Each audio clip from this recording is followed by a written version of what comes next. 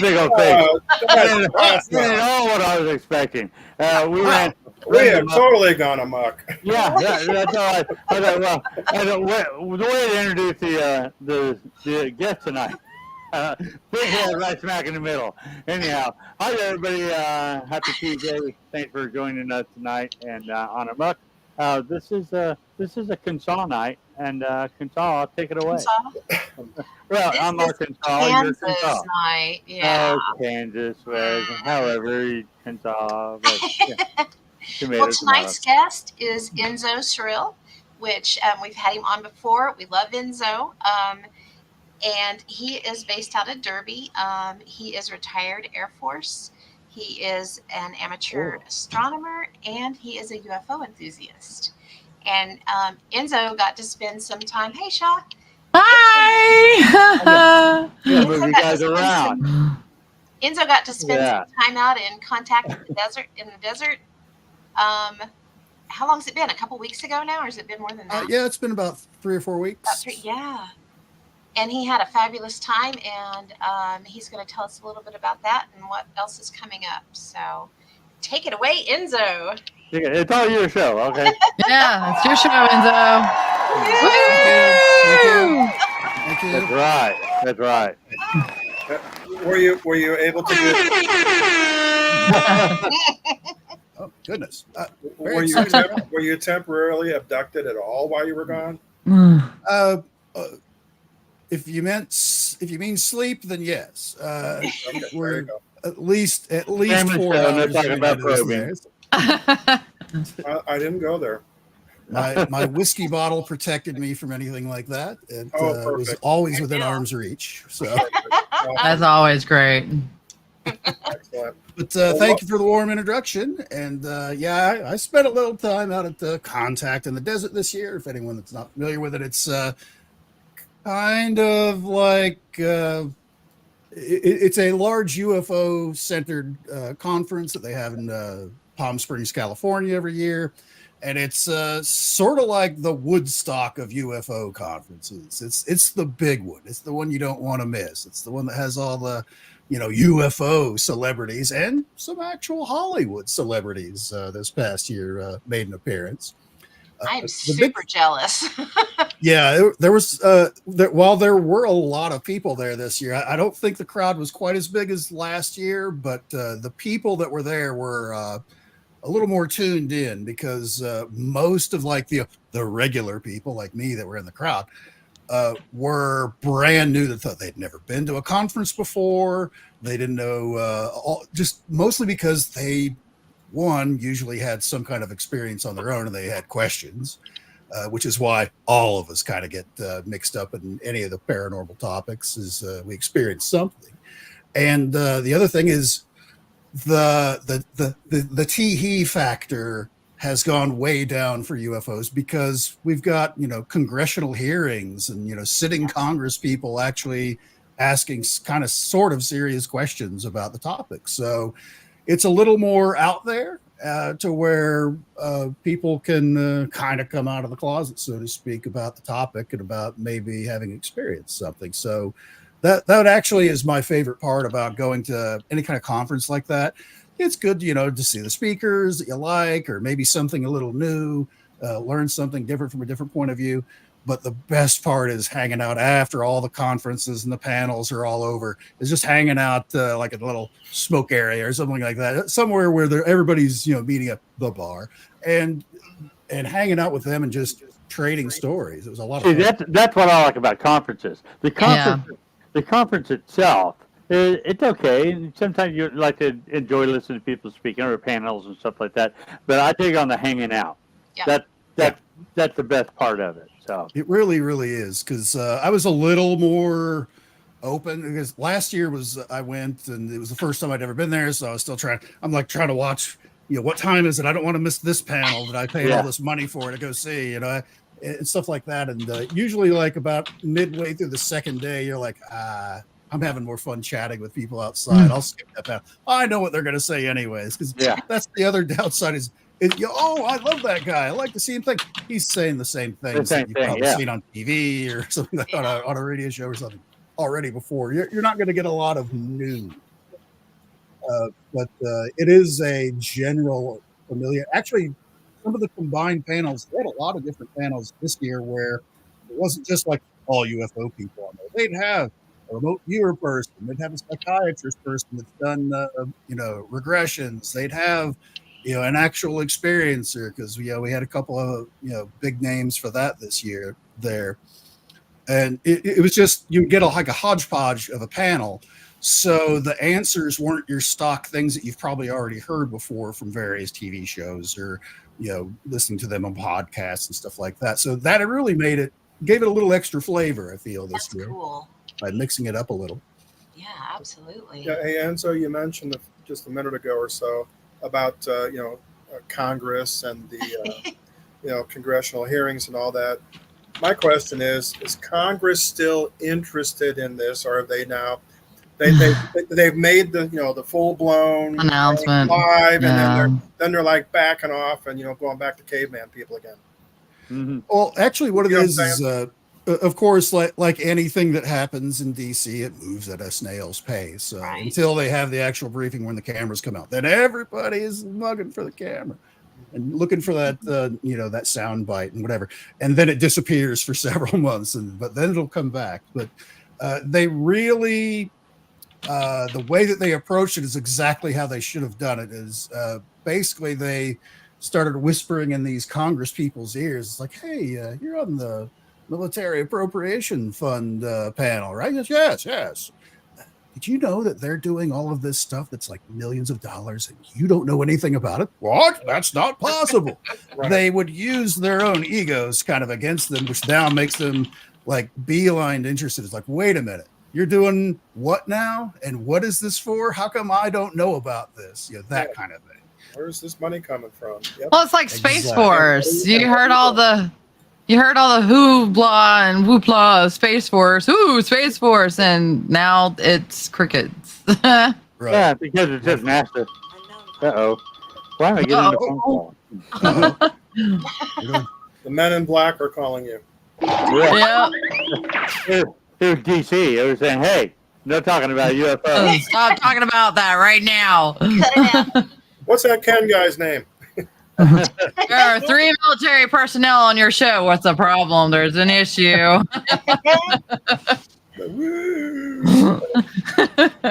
Anyway, go ahead, Enzo. Sorry. But anyways, with the contact, met a lot of cool people there, and a lot of the.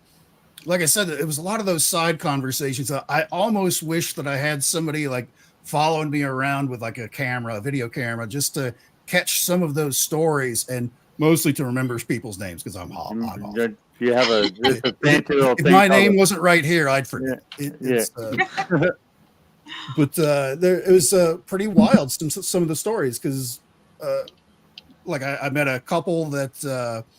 Very, very young couple. They're like in their early 20s that had this really crazy orb experience when they were actually only like about 30 miles away from where the conference was last year. And they start seeing these multicolored orbs in the sky. They thought, okay, it's like a plane, or it's a satellite, but then they would like start moving at right angles to each other and like doing circles around each other. That's not a satellite. Probably not a plane. But where things got wild is one of them like started moving like it was moving away, going towards the horizon. But then it came down in front of the mountain where the horizon line was. They were much closer than they thought they were. And the girlfriend lost it. She freaked right out. We need to go inside and lock the door. These things are like right there. And as it turns out, that may not have been a bad idea because the boyfriend was like, because they showed me some of the videos from their phone from it. You can certainly see there's some multicolored lights moving in the sky. And then you see one go right in front of the mountain. That's when they were filming it, and you can hear the girlfriend going, "We need to get the hell out of here." They were right beside the stupid. I'd be like, "What is it?" That was actually kind of the boyfriend. You could hear him on the video going, "Oh, I don't. It's still kind of far away." It's like, no, they thought it was it's like still kind of far away. 50,000 feet. No, it's like a mile. So I ended up going they ended up like going inside the little cabin that they were renting, and they like locking all the doors and all this stuff. Yeah, for sure. And they started seeing the orbs. They described them as about like 2 inches and different colors. That they started coming around like the edge of the window and like moving around the edge of the window, like it was trying to find a way in. It was as weird as that was. Wow. Yeah, they were Well, kind you of know, with their technology, I don't think locking the doors is, you know. I So wouldn't think apparently so. the window let it shut it out. So it could have been like they're searching for Zach Baggins. It's like, are you in there? I want to possess you. Anyhow, But I'm sorry. I should have gone there. I would have probably gone the Travis Walton adventure route. Yeah. I mean, what was that? Show up, yeah, a week later, Yeah. yeah, lost. sure. Yeah. That's the thing I love funny. about Travis Walton is he's actually like popped an alien before as part of his story. He slugged Oh yeah, one. that's right. I did hear that. Yeah. While on the craft. Yes, is Yes. basically Fire in the Sky movie, blah Yes. blah blah. Yeah. What's They up with the didn't game? show that part in the movie because that's where a lot of deviation. The onboard the ship part is where a lot of the deviation was in the movie. But according to him, he gets zapped, and when he comes to, he's laying on a table inside the craft. There's like little grays kind of skittering around, and he thought they zapped him, like they fired on him, they shot him, kind of thing, and zapped him. He got up and was like pop. Yep. Welcome to Earth. Yeah, exactly. Club's one of them, and they was kind of like, okay, crazy. Yeah, and that's when they threw him out of the spacecraft and he ended up in the ground. Yeah. No, I'm kidding. Go ahead. But anyways, I did hear that story. he was at Contact in the desert. Got to hear him talking. He's a very no nonsense kind of guy because he was on one of those mixed panels that I sat in on, and somebody was doing the whole. We need to elevate our consciousness, love and light, get on the same vibration, thing. Same And vibration. Travis is sitting there. He's like, well, that's not my experience with this kind of thing. I woke up on the table and came up swinging, okay? Yeah. Is he still I probably would have came up swinging too if I was kidnapped. Sorry. Is he still pretty low key and kind of quiet? Yeah. Because I met him probably about 6-7 years ago on a panel, and it was a very interesting story. And I'm like, wow, but he was really low key and very quiet telling the story. So you really had to pay attention. Yeah. Yes. Which I think a little bit of that is on purpose, rather than being this boisterous kind of thing, which is not him at all. Right. But just him by himself, because he's very slow and methodical, and how he tells the story, and he'll jump around sometimes when he's when it's not like specifically him to whatever it is you're talking about, where he'll insert his story into stuff. What's great is it makes, like you said, it makes you kind of like lean forward a little bit and listen a little closer to make sure you're catching it all. Just the very deliberate way he does it, and that very dulcet tone, and very matter of fact about how he speaks about the entire thing. Extremely matter of fact. Yeah. I mean, I wasn't dissing him. That was just what my interpretation and my observation. It's like, okay, you got to speak up a little bit more, but no, it was pretty intriguing, his story. It's really fun when you get to meet people like him in person too, because it gives you a better sense of their personality and their believability, I guess is the word. And I like that. Yeah. And one of the great things about Contact in the Desert is, again, after all the lectures are over and all that stuff, all of those same people that were up on stage that you've been watching, you'd running from one room to another to watch, all come and hang out with, awesome. the little people like us. Yeah. Where, you could walk up to Travis Walton and it's like, hey, ooh. Wow. Ask him on hair dyeing tips, because he's a man of a certain age, and it's a very solid tone in his mustache and hair. But him and George Norrie, I'm sure, exchanged tips, because that guy. Anyway, I've not But, met him, but Extremely dark. is he easy to get, easy to talk to, George? George, George is. I'm not a fan of George Nori. Well, I mean, I'm a fan of but I'm a fan of his, some of the stuff he's Coast to talking coast. about. Yeah. right, Yeah, I don't think I've he's. never met him. Again, I'm coming off of like a whole lifetime of listening to Art Bell, and to Oh, go, Yeah. I didn't really make that transition very well from It's a Okay. tough one to Art to make. George. Yeah, Is it he's a tough one to top. But I'm just not a fan of his interviewing style. But when I've seen him at like last year and this year at the Contact in the Desert, he's very he doesn't say a lot. And usually when it does, it is like a very simple, basic statement of whatever it is.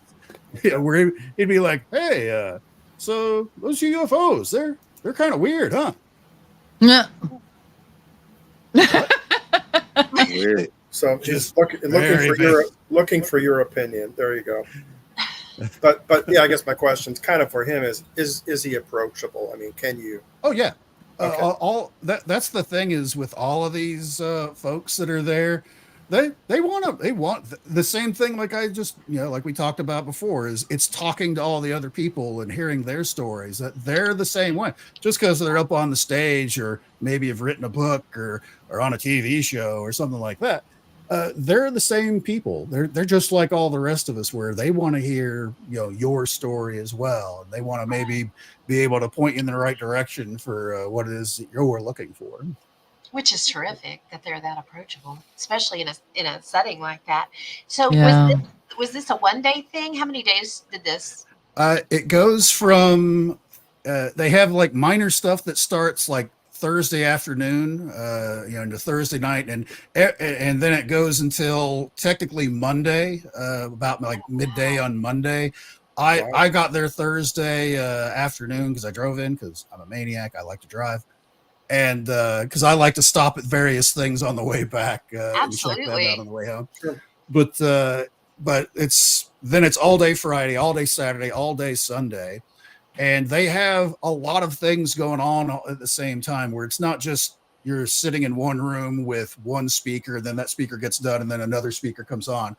They have like 4 or 5 things going on at the same time. That's usually the downside of Contact in the Desert. It's, they give you this little pamphlet thing, and it's got a chart with all the different people and where they're speaking and all that. And when you look it all up, it's like, wait a minute, there's like 3 different things going on at the same time.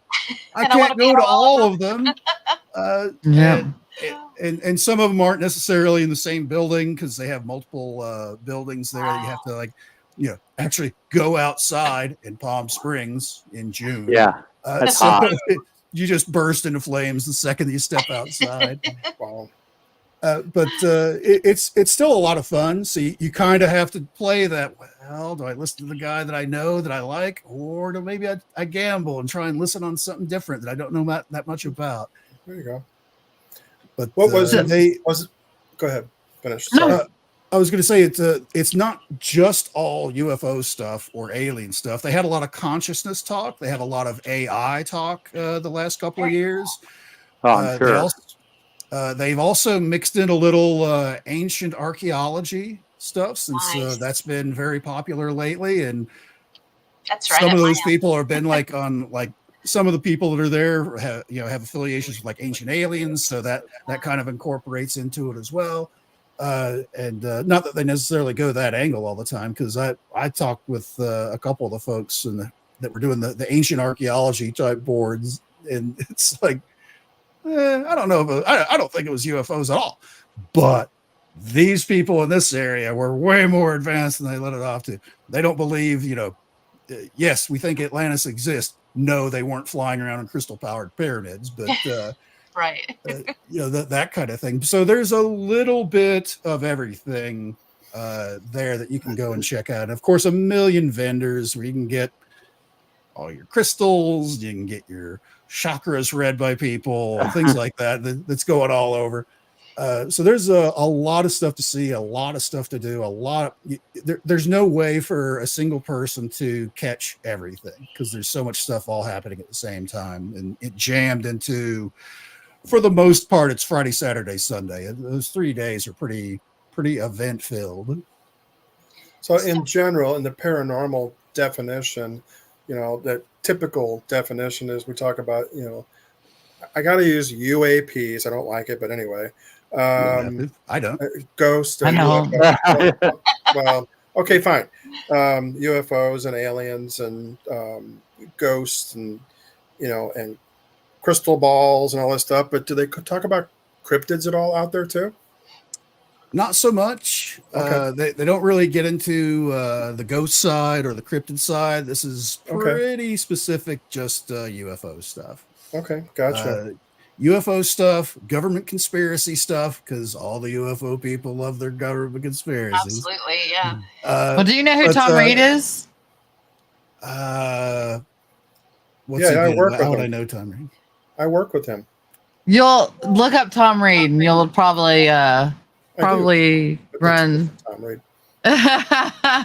It'll probably it'll either spike your memory or it won't. He was an abductee. Okay. So I've had him on a previous show that I used to be on, and he was very interesting. So you probably know who he is if you look him I up. probably do. I just don't recognize. Like I said earlier, I'm pretty bad at it. I know you were abducted. We understand. No, I'm just kidding. But did you? How was it when you punched him, like Travis did? Did you do an uppercut, or were they too low? You had to come from the top. And so I think you would just wrestle them. Yeah, I think he would talk to him and ask him a lot of questions. I would certainly probably talk him to the point of boredom to where they're like, just beam this guy back down. We're done with this. Throw him out. So how many do you usually do of these a year? Usually Contact is the main one, and of course, and then for a little local flavor, I go down to Caney in September and hang out at the Paracon there. That's always fun to meet all of you characters. Oh, of course. Typically, I just do that one because, to be fair, especially nowadays, it's a little expensive. Yeah. That's why I think the crowds were a little less this year than they were last year, because money's tight all over, and some of those gas prices. The further west I got, the more expensive it was, and I always fill up in Quartzsite, Arizona, before I enter California, so I'm not paying an extra like 75 cents a gallon just to drive just for taxes. Yeah. Now you did talk about your trip on the way back. You made sure you drove so you could hit all the cool spots on the way home. Where all did you hit? What all did you get to do? Actually, once, because I left on Monday morning-ish and drove to Cottonwood, Arizona, which is like right in the middle of the state.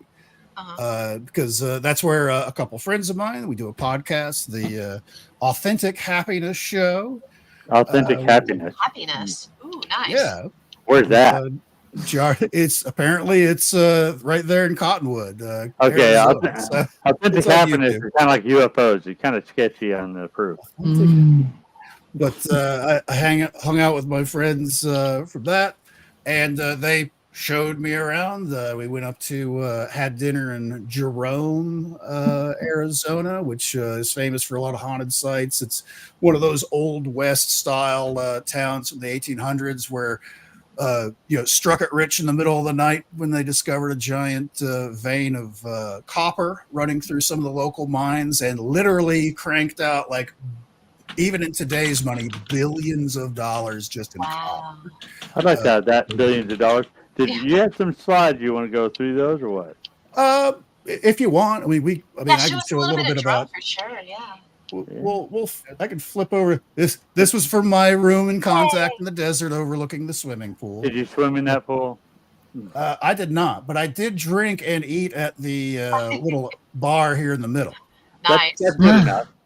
Blood orange margarita when it's 112 outside is fantastic. Oh, that does sound good. Oh man. But this is like the inside of the hotel where they have these big banners there. Wow. Which That's cool. Where and it kind of does where they do talk about ancient archaeology stuff. We've got our little spaceman and UFO, and they do talk a lot about AI and things like that there as well. Oh, Panels. AI. That's scary.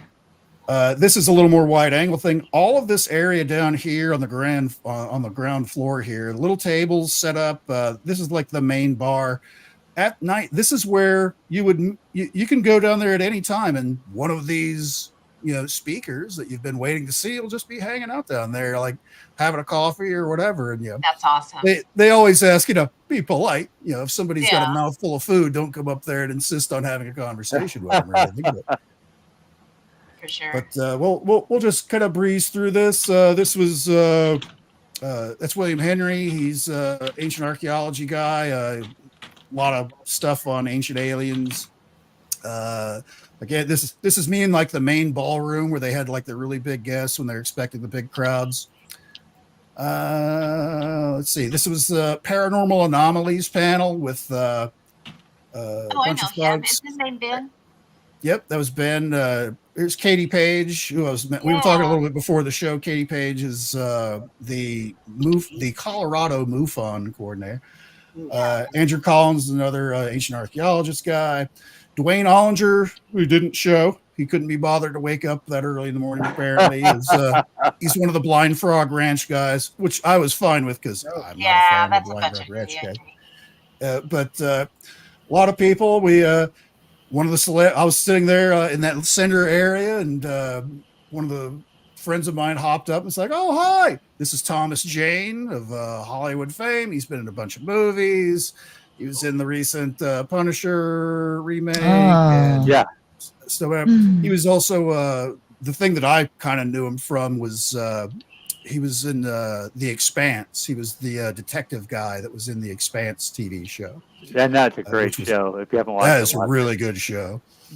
But and of course, you could tell he was from Hollywood.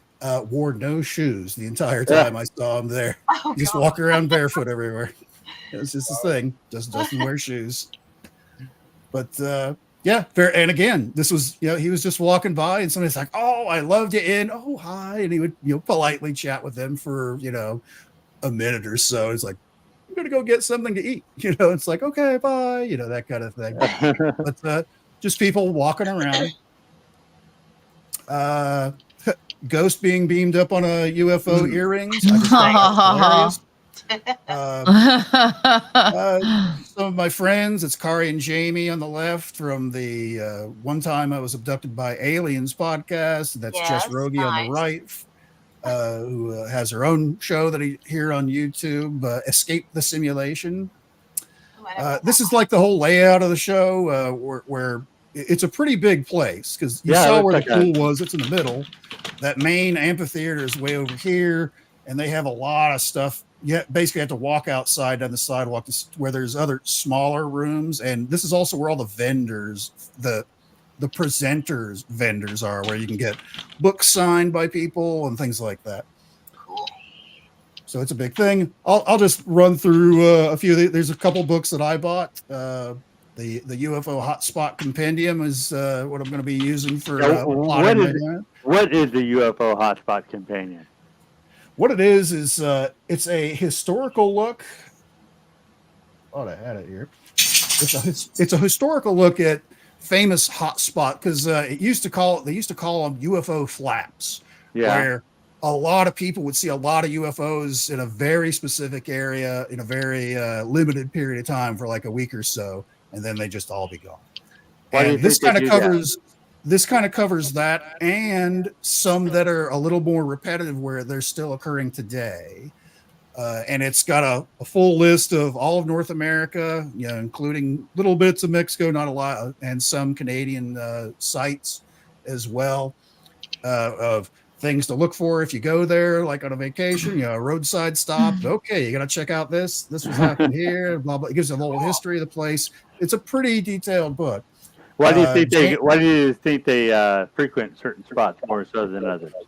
Well, there's I know I've talked with this at Pam at length, and I certainly promoted it a lot in some of my conversations at Contact. Is there are certain weirdo places on this earth where we see all the whole paranormal potpourri, as I call it, all of that happening in the same place, where you've got places like Skinwalker Ranch is, legendary for it, Bridgewater Triangle up in the Northeast, Mount Shasta, California is another spot where you see cryptid stuff, you see ghost stuff, you see UFO stuff, you see stuff that doesn't quite fit into those and doesn't fit anywhere else. So we'll throw that in there too.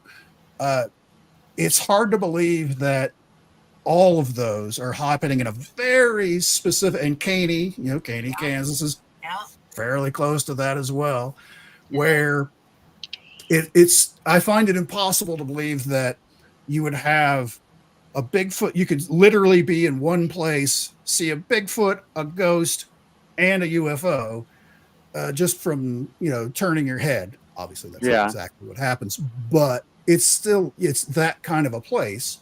I find it hard to believe that there's three different things, totally separate from each other, things happening at the same time like that. There's got to be some way those things are all related to each other. There's either something drawing it there, or there's something like a UFO base or something like that. I think it's probably more. And again, this is just my opinion. I don't know. It's all we have. We don't have any proof, so all we have is opinion. Well, and that's really it for all. I mean, because even like the ghost people or whatever, Bigfoot people at least have plaster casts, and all the rest of us. The rest of us have blurry photos and some crappy voice recordings. Oh my God, you just gave me a great idea. Go ahead. Oh no. But what it is I think it's because a lot more people, like especially in the UFO side, are saying, I don't know that they're these aliens, these weird ships that we see that honestly, if you look back through history, has been happening for a very long time. There's a lot of records indicating some strange stuff for hundreds, if not more than that, years in our past. And it might be more likely that they're from some other dimension than they are necessarily from some star system that's 1,000 light years away.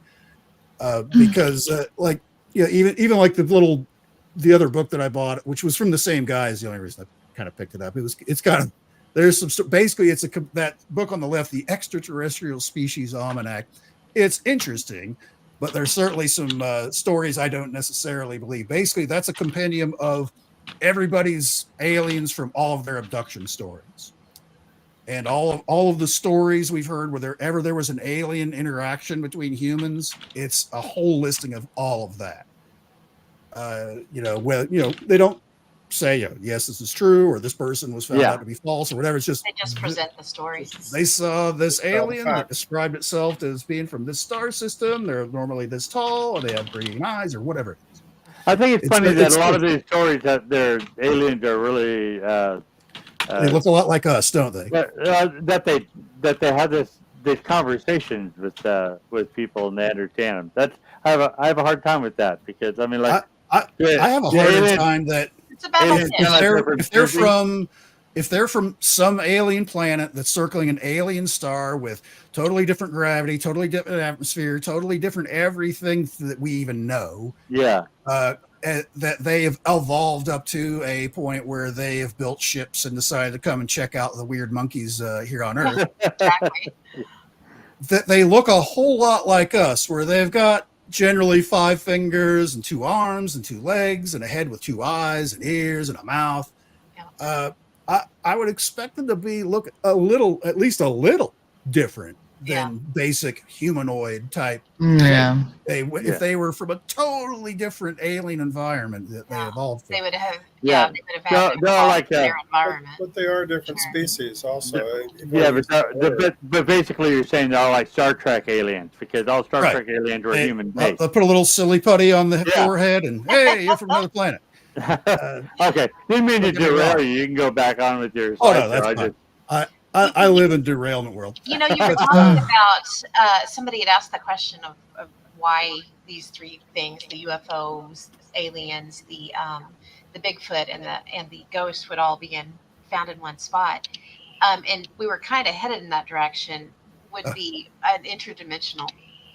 Right. Interdimensional kind of fits for all of those, where where at least that's something that all of those things might have in common. Because if you're going to go the interdimensional route, everything's on the table. Yeah. Absolutely. Yeah. Where you've got an infinite number of parallel worlds that you could have something where, yeah, they look exactly like us. Like a lot of the reports that we heard from the 50s and 60s of aliens flying these ships that looked a whole lot like us, like even dressed like us, even They had were. dogs. Yeah, and they probably were. Some of them certainly may have been us. But then, things started changing getting into the 60s. That's when you start seeing the weirder aliens and stuff like still had 2 arms, 2 legs, a head, nose, 2 eyes, trio. But we haven't got, although I know there's a few from the 60s or 70s, a few spots in Europe, Sweden or Norway, one of those, where they describe a ship, but there are like gelatinous blob kind of things. Yeah. And like one of them guy leached hold of one of them by the leg and is trying to drag him back onto the ship. They're not having it.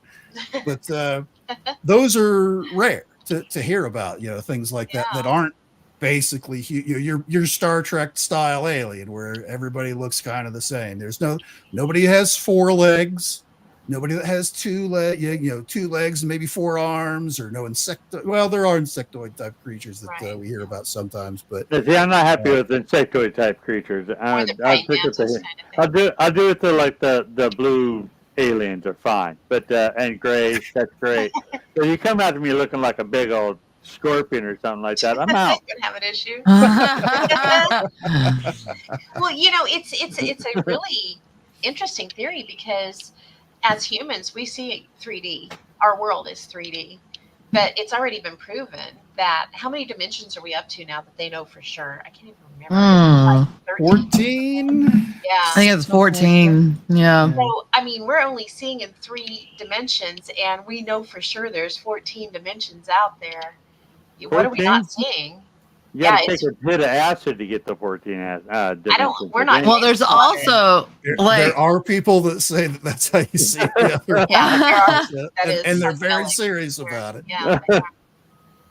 There's folks that have done like microdosing like DMT and stuff like that. Joe Rogan talks about it. We're getting into Joe Rogan territory, so hang on. where they do these microdose type experiments like that, taking some kind of thing, and they explain, talking about seeing what do they call them, the clockwork elves, not clockwork elves, the what do they call them? Anyways, they see these other entities there. Yeah. And they see like totally different environments than the one that they were in before they zonked out. But they also have someone at a totally different location taking a similar kind of dosage of whatever it is. And they're describing the exact same thing. They're describing the exact same entities, the same environment. Like they're somehow going to they don't ever describe seeing the other guy. Yeah. I've not heard that story yet. If they did, though, that would be totally bad. But it's all pretty wacky that, so there might be something to that. Maybe. I don't know though. Maybe a way to separate your conscious, a little bit. Maybe they are shadow people in this other entity's world at that point. Who knows? Yeah, there's it's interesting. I'll throw it into that category. Yeah, absolutely. Maybe some of these hot spots that we're kind of discovering and finding. Maybe there's some similarities there with high energy vibrational fields that are concentrated in these particular areas, whether it's crystals or, whatever the case might be, that is creating possibly portals, wormholes, to allow these interdimensional activity to happen. I mean, it's a possibility too. And that is one of the ideas behind the whole thing, that there are just certain places because of the geology or something like that, that whatever's under the ground might be just enough to where there's like a thin spot between that thinning veil between worlds, kind of an idea that something kind of able to slip in and slip out. Isn't that kind of what we talk about when we talk about high levels of EMS and how that interacts with the spiritual realm, and how entities can pass through that, a thinner veil through that. So I mean, It's possible it- like some of it- these it- hotspots is a natural formation of whatever, crystals or whatever. yeah, Like I know Pam, your area just west of Caney there that has the most activity, loaded with quartz, as I Absolutely, understand. very high Right. quartzite. So in the soil and the rock. something to do with like the vibrations or whatever you want, the piezoelectric effects from quartz Yes. that may create a vibration where weird things from someplace else might wander in and wander out, kind of a thing. Now, on the book there, where it shows the hot spots, did you kind of thumb through it? Is there a lot?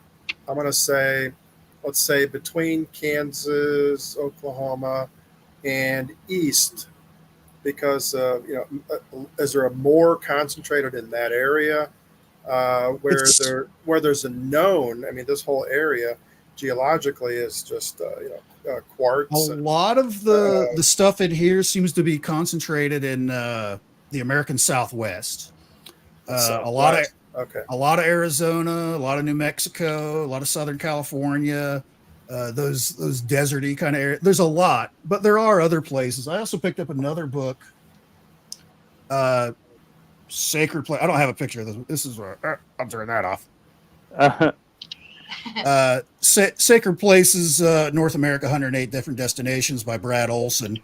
One of those odd things, to circle back to Contact, Brad Olson, who's his own ancient archaeology guy, he's made a couple of different books. He's made one of these for like Europe, he's made one for the world, and he's got this one that's specifically for North America, which ancient, like sacred type sites all over the place. And a lot of them are also in the American Southwest. Actually, one of the places we were talking about earlier is in there. So there's something going on with that American Southwest where it seems to be kind of a hot spot. And then just random places kind of all over. It's interesting. I have a feeling I'm probably going to be spending a lot more time in that area when I start my adventuring, my walkabout. Oh, I bet. well, the weather's nice. Yeah. Yeah, it'll be a lot of wintertime stuff, I think, traveling down there. Not For sure. not this time of year, but No. Definitely not. It's pretty awesome. so yeah, it's pretty interesting. There's a lot of stuff in our backyard. One of the other books I picked up was Rock Art in the Grand Canyon region, Yeah. Okay. and this is a pretty thick book, and it's full of just full color stuff in it. I like pictures. Lots of beautiful pictures in here. Pretty amazing stuff. Less reading for you. Yes. Big print. Big print. I like that. It's even better. These old eyes. And actually, they this comes was with only color like $20 too. crayons. I was like, wow, Oh, that's not bad at that's all. nice. that's Yeah. very reasonable. Yeah. Yeah. And it comes with 64 color crayons Yeah. for Adrian. I like it. little placemat with a little There you go. maze on the front. I don't And you see draw a little 64 line. To colors. go with that big haunted burger that you have. Oh my Yeah, god. I can find that real fast. Yeah, Jerome. This was just real quickly to celebrities and stuff like that. This was the Legends panel, Legend. which this is Paul Hynek was this introducing everybody. The moderator, that's the son of J. Allen Hynek, famously known for Project Blue Book, and how he was the guy that would have to like make up a excuse if they couldn't explain something. It's swamp gas was the famous story. And who later in his life realized that was wrong and I shouldn't have done that. I should have just stuck with the scientific method. And these people really saw stuff that we don't know what it is. But this was the Legends panel where we see George Norrie right there, famous for his late night talk show after Art Bell retired the first time. Richard Dolan, famous UFO historian. Russell Targ, famous, one of the originators of the military's remote viewing program. 92, still sharp as a whip. That's amazing. Yeah. A very I like the disinterested guy on the looking, left. He looks very. disinterested Whitley Strieber, which I'll explain in a minute why he's looking like this and why Travis is looking down. That's how I feel deep down on the inside. Yeah, you're probably going through that right now since I started talking for the last 45 minutes. But Whitley, of course, Whitley Strieber being a famous contactee from Yes. the book and the movie Communion. Communion. Yep. And he's has his own radio show, and he's been on with Art Bell a million times, stuff like that. In the middle, Travis Walton, we were talking a little bit about earlier, boxing the aliens. Fire in the sky and, guy. Yep, Fire in the Sky. And Linda Moulton Howe, famous paranormal research reporter, Yes. really came on the scene big time. She was the only person talking about cattle mutilations back in the 80s. And she is a chatterbox. She'd start into yapping, and nobody else was getting in. That's when you saw like Whitley kind of streaming. There we go. Travis is playing on his phone. He's like, "Oh boy, here we go." Oh, But no. anyway, but these are all really big names that have been around the biz They for are. a long time, They and are. to have them all sitting together was this is the first time they've ever all been together like this. Folks from the last podcast on the left, which is a popular show, Very good. they're a little spicy in their conversations. Some people did kind of flee the room when they would start talking a little saucy. This was once the sun went down, it got a little cooler where people could actually survive sitting outside. They had like they had this is on the south end of the pool. The pool's like over here on the right. And they would show different movies there. And this particular night they were showing E.T., and it was introduced, and there was a Q&A afterwards from the actress that played the mom from the movie. That's cool. Oh, That's awesome. So she was able to chat with the crowd, and people were, sitting there, and they had like free popcorn and all that stuff. So you can just kind of hang out there, and one of the stars stuff coming out. You're watching movies under the stars. It's kind of cool. Saturday was Contact in the Desert night, where they had this big cake made. That's the coolest with a little cake spaceship ever. on it. wow. That's a cake, that whole thing? Yeah, well, I mean, there's wiring with these little LEDs and stuff in here for the upper part, but no one actually ate that. But however, you got as many little Contact in the Desert sugar cookies as you could carry. They had a bunch of those that they gave away. But we'll just roll through a few more of these. Blah blah blah. Me drinking. Me hanging out. A friend of mine gifted me this bag of like the different minerals. There's like petrified wood and stuff in there. A big chunk of crystal. But while I was looking at that, she's like, "Is that hawk carrying a snake?" And it was. Yeah. Oh, wow. Kind of weird. But anyways, At least it didn't drop it. Oh, dinner time. Stopped off to see some friends there in Arizona. This was Jerome, Arizona. Which, Jerome. Are you familiar with Jerome? There's quite a few haunted places there in Jerome. Yes, there are. I've been there once, but it was pouring down rain, so Oh, we just man. walked. We just walked around the block and. We went there on the way Back through to there the to Sedona to the Grand Canyon is the way we went. Yeah. Yeah. But Right. they What's up, took Sorrow me to Tree? I've been to that restaurant. Yep, been to the haunted hamburger for dinner, where we sat outside and you got this amazing view across the valley. Wow. And that was dinner. That looks is wonderful. a double haunted hamburger.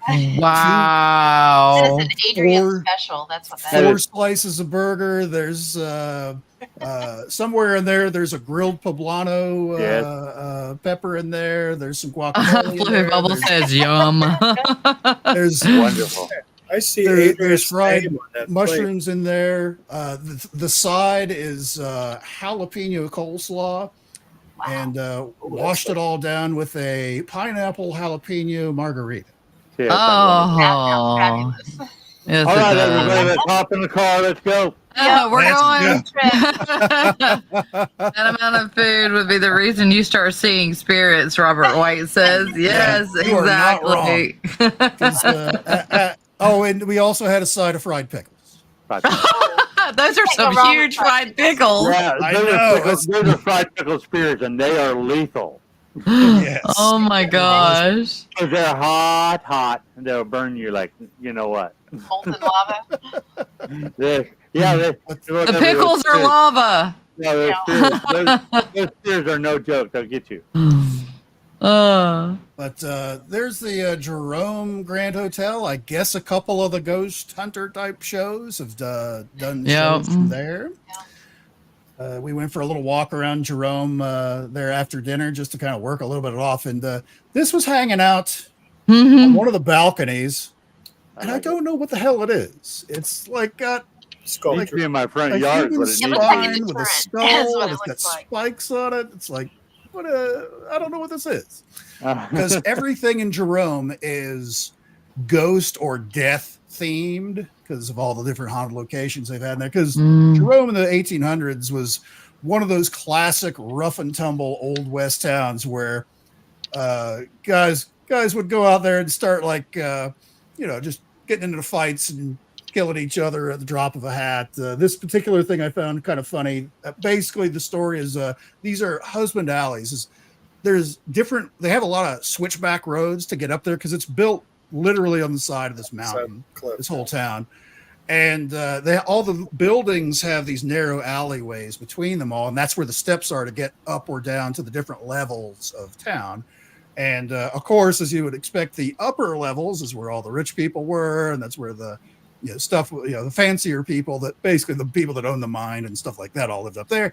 And the lower down the mountain you got was the lower class system that you would see. And they were having an issue with ladies of the night skulking about in the upper levels. So they made it illegal for above a certain street for any ladies of the night to peddle their wares above that, which they did not like.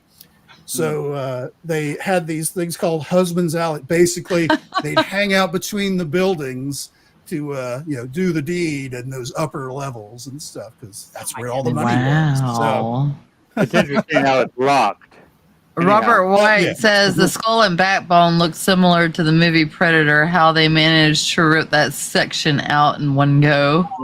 Yeah, I can see that. So the poor ghosts are in the lower sections of the town. Yeah. Oh my gosh. But then the following day we went to Montezuma. sorry, but for some reason my old computer locked up for a second. But this is Montezuma Castle, which is nearby to all of that, which is one of those ancient cliff dwelling type things that ancient Native Americans built for themselves. This is about 700 years old. And when early European explorers discovered it in like the late 1600s, it was completely abandoned. Come to find out through other, archaeology and, talking with other tribes and stuff in the area, that basically they had built this place and it stood there for many hundreds of years, but then they had a few really bad summers where the local creek, which was kind of the lifeline for the whole place, the only water source around, dried up. They had a severe drought for a few seasons and they just couldn't stay.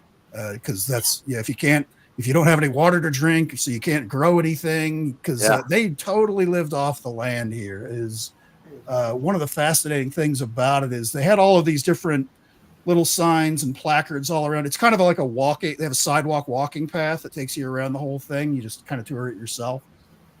And this is a little bit about that, where they show a cross section on the side of the cliff and how the building is structured. It's basically like 20, as they describe it, a 20-room apartment house in the face of the cliff. Wow. And they arranged these ladders and these various different steps, because you saw it was pretty far behind me when I was standing there in front of it. And there's a general slope and then a few different levels. Like some of these were big enough to where they'd like put chickens and stuff like that out there just so they had them out. And then they had like these little nooks that were natural to the area that they'd stash stuff in. But if any bad guys would come, they'd just pull all the ladders up and just sit at the top. I'd hate to take my groceries up there. That would suck. Yeah. Well, as it turns out, you didn't have far to go when you were down there. I took this picture because you could kind of make out some of the wooden beams that make up the ceiling and all that stuff in there. But they have all these things and all the things. They had these little placards by all the plant life, a lot of the plant life around there, showing you what they called it and what they used it for. They were making medicines, they were making hair dyes, they were making all kinds of stuff. This is the creek that ran by. This was the lifeline of the whole thing. They dig furrows out in here to irrigate crops that they grow, which of course included corn, which they had. And the little corn was about like this long. That was as big as it was back in those days, like the size of your finger. But and that's from where the creek is. That's where the castle is. Oh, we got 4 minutes. Oh well, this is back in the 50s. They stopped letting people actually tour because prior to the 50s, you used to be able to walk around inside of it. But just even with small groups and with a park ranger there keeping an eye on people, it was just too much because it's 700 years old. So it's adobe and wood, and it was just taking its toll. It was falling apart. So they discontinued that and rebuilt a lot of it. And one of the first cases of using LiDAR, they used to scan the whole mountainside. And this is our baseline. If it ever falls apart, this is what we're going to build it back to. They used all natural materials. And then they built this kind of a thing. So you could just kind of get the idea of what it looked like on the inside. This is where they introduced that. Blah, blah, blah, blah, blah. This is what the inside of one of the rooms would have looked like and all that. But for the most part, I think that's kind of into the slides there, so we don't have to go too deep off into we go skewing off into some other topic. But, that was my summer vacation, man. Oh wow! It seemed like you had so much fun. Tell us about what you have coming up soon that we're actually going to hang out with you at. Yeah. We're actually going to be hanging out in Geneseo, Kansas on July 6th. Pam and the whole gang from her community are all coming up. We're going to be spending the day up there. Geneseo is kind of its own separate conversation, but the gist of it is back in the 50s and 60s, there was the town doctor there that was super into UFOs and was doing his own investigations out of his house there.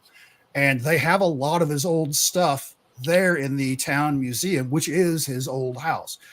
There's still a lot of fascinating stuff from the history of Geneseo. Yeah, it's neat. 1800s town. It's very, very cool. But this time of year, they have a big shindig called the Kansas UFO Day. And it's always fun. And we'll be Pam and I will be speaking there this year. Well, nice. And Enzo is actually going to be in Caney. Is it next Tuesday or is it 2 weeks? It is a week from right now. A week from wow! Yeah, it's actually World UFO Day, and Enzo has been gracious enough. He's going to come down and present at our summer reading program. Oh, sweet! So, if you guys want to meet Enzo in person, show up at Caney Tuesday or at Geneseo. You'll definitely get to meet him there. Is the Geneseo, is that just one day? Just a Saturday? Yes. Okay. Pretty much all day. They'll have like fireworks. They're going to be kind of doing like similar to what we saw over at Contact, where they show a movie once it starts getting dark. They'll have fireworks and they'll show a movie. They're showing what is the movie they're showing? Oh, The Day the Earth Stood Still. Day the Earth Stood Still is what was on the Patu Verada on the poster. And they're someone has manufactured a life-size Gort robot that will be there cool as a permanent exhibit in the backyard behind the house. it's gonna be cool. No laser, I hope. I hope not. Hopefully not. We shall see. Though. It'll be exciting if there is. The original Robert White. And okay, Enzo, so if people want to follow you, where can we find you? Well, I'm kind of between shows right now. So I used to share a channel with some good friends where we did shows all the time, but kind of fell apart. Things happen. Yeah. But I guess if you really wanted to know where I would be, you could follow me on Twitter or X. Don't forget the underscore there, and that's 2 L's and an E. But nice. Usually, if I'm going to be somewhere online, I'll of course post it there, and you can absolutely. And you can always go through Bordertown. You can find him there because he hangs out with us as often as we can talk him into it. And also, Enzo will be at Bordertown Paracon, Yes. as will Yes. everyone else here on the screen, September 28th this year in Katy. Yes. We're all looking Looking forward to that. It's gonna be fun. Yes. It is. Big It's good fun time. every year. It is. It is. We really appreciate you taking the time Oh, to hang out definitely. with us, Enzo. It's been a good time. Thank you for having me. Yes. Absolutely. Thanks for me showing you my home movies. Yay! It was awesome. I loved We like it. it. We like I want to see more. Yeah. Oh, okay, I know. I think my popcorn's about done now. Start it. All right, again, thank you, Enzo. Next Yeah, week, thank you. next week it's me again. It's back to the A. What are we gonna have? We're gonna have Cam Paranormal. We'll be speaking with Devin and Pam Grant and talking about their adventures through this lands. They kind of Cam stands for Kansas, Arkansas, and Missouri, so it's awfully similar to Nice. what we do. So That's it's really gonna be cool. fun. Looking through their page, we've investigated a lot of the same places, so it'll be a good talk.